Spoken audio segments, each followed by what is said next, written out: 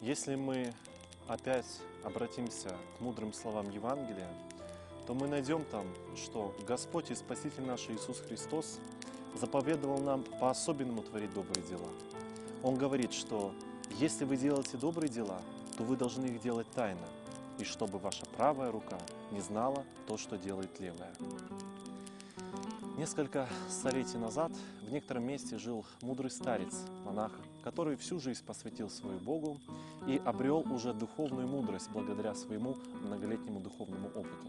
И тогда подошли к нему и ученики и спрашивают: «Отче, почему же у нас не получается победить наши злые дела и злые привычки? А добрые дела, которые мы вроде и стараемся делать, мы заметили, что они не постоянны в нас, что они уходят из наших душ и не задерживаются там. Почему так происходит?» Тогда старец отвечает им: вот если мы возьмем два семени, одно семя доброго растения, а другое семя ненужного, сорного растения. Семя доброго растения мы положим на солнце, на камень, а семя злого и ненужного растения мы положим в почву.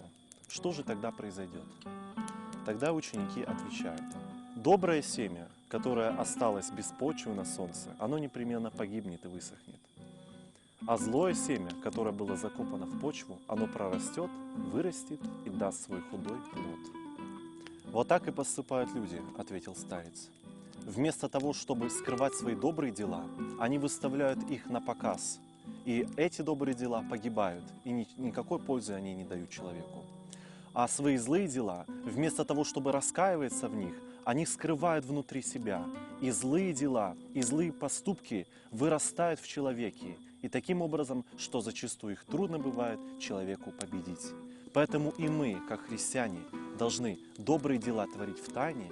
А если мы совершили какую-то ошибку и сделали какое-то злое дело, то мы не должны бояться о нем рассказать и в этом грехе раскаяться».